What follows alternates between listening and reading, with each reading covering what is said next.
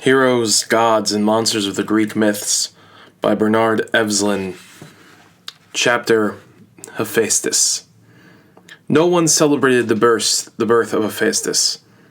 His mother, Hera, had awaited him with great eagerness, hoping for a child so beautiful, so gifted, that it would make Zeus forget his heroic swarm of children from lesser consorts. But when the baby was born, she was appalled to see that he was shriveled and ugly, with an irritating, bleating wail. She did not wait for Zeus to see him. She snatched the infant up and hurled him off Olympus. For a night and a day he fell and hit the ground at the edge of the sea with such force that both of his legs were broken. He lay there on the beach, mewing pitilessly, unable to crawl, racked with pain, but unable to die, because he was immortal. Finally, the tide came up. A huge wave curled him under its arm and carried him off to the sea. And there he sank like a stone, and was caught by the playful Thetis, a naiad, who thought he was a tadpole. When Thetis understood that it was a baby she had caught, she made a pet of him, and kept him in her grotto. She was amazed at the way that the crippled child worked shells and bright pebbles into jewelry. One day she appeared at a great festival of the gods, wearing a necklace that he had made. Hera noticed the ornament and praised it and asked her how she had come by it. Thetis told her of the strange, twisted child whom someone had dropped into the ocean, and who lived now in her cave, making wonderful jewels. Hera divined that it was her own son, and demanded him back. Hephaestus returned to Olympus. There, Hera presented him with a broken mountain nearby, where he could set up forges and bellows. She gave him the brawny Cyclopses as his helpers, and promised him Aphrodite as a bride if he would labor in the mountain and make her fine things. Hephaestus agreed because he loved her and excused her cruelty to him. "I know that I am ugly, mother," he said, "but the fates would have it so. And I will make you gems so beautiful for your tapering arms, and white throat and black hair that you will forget my ugliness sometimes. And rejoice that you have taken me back from the sea." He became the smith god, the great artificer, lord of mechanics, and the mountain always smoked and rumbled with his toil, and he has always been very ugly and very useful. The story of Hephaestus is the story of someone tossed away by the people that should have loved him. And every time I read it, I'm reminded that the ancient Greeks wanted to include people with disabilities into their stories in a way that made them still loved, in a way that still made them gods. And I find that really cute. Of course, here's Aphrodite, the complete opposite.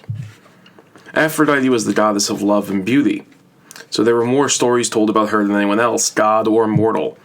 Being what she is, she enters other stories, and such is the power of her magic girdle that whoever speaks her name falls under her spell and seems to glimpse her white shoulders and catch the perfume of her golden hair. And he loses his wits and begins to babble and tells the same story in many ways. But all the tales agreed that she is the goddess of desire, and unlike other Olympians, is never distracted from her duties. Her work is her pleasure, her profession her hobby. She thinks of nothing but love, and nobody expects more of her. She was born out of the primal murder.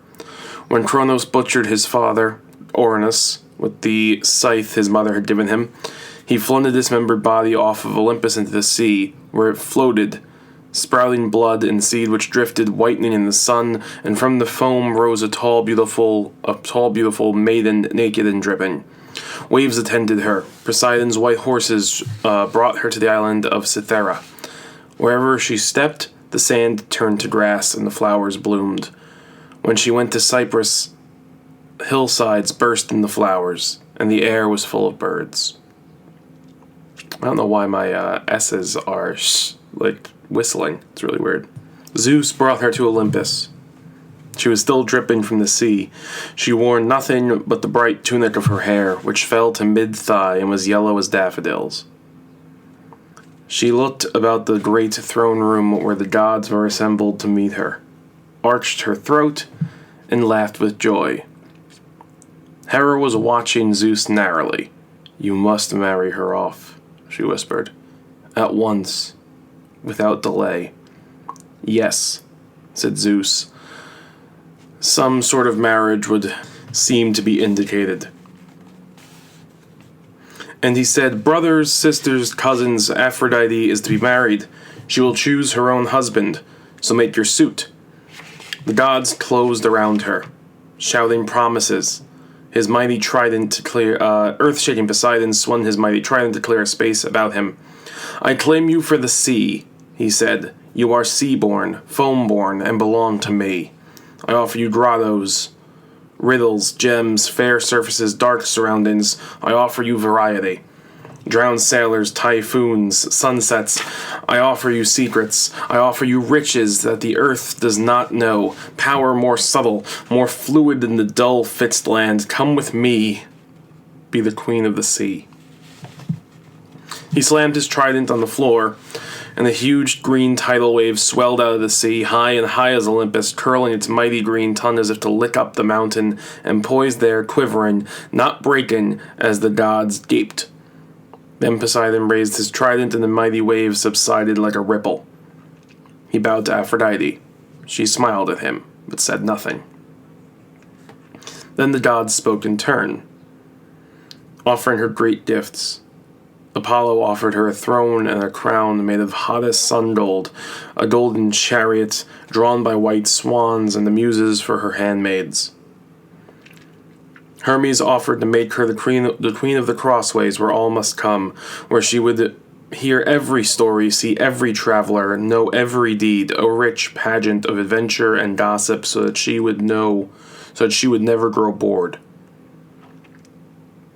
She smiled at Apollo and Hermes and made no answer. Then Hera, scowling, reached her long white arm and dragged Hephaestus, the lame smith god, from where he had been hiding behind the others, ashamed to be seen. Then she hissed into his ear, "Speak, fool. Say exactly what I told you to say." He limped forward with great embarrassment and stood before the radiant goddess, eyes cast down, not daring to look at her. He said, "I would make a great husband for a girl like you. I work late." Aphrodite smiled. She said nothing, but put her finger under the chin of the grimy little smith, raised his face, leaned down, and kissed him on the lips. That night they were married, and at the wedding party she finally spoke, whispering to each of her suitors, telling each one when he might come with his gift. Aphrodite will make Hephaestus very angry in the future of all of these tales, and he will be somewhat okay with it, as she has her ways. Well, those are the last two chapters, which means tomorrow, if you're in my classes, I'm going to be giving you another test. Bye. Oh, the secret word of today is Thetis.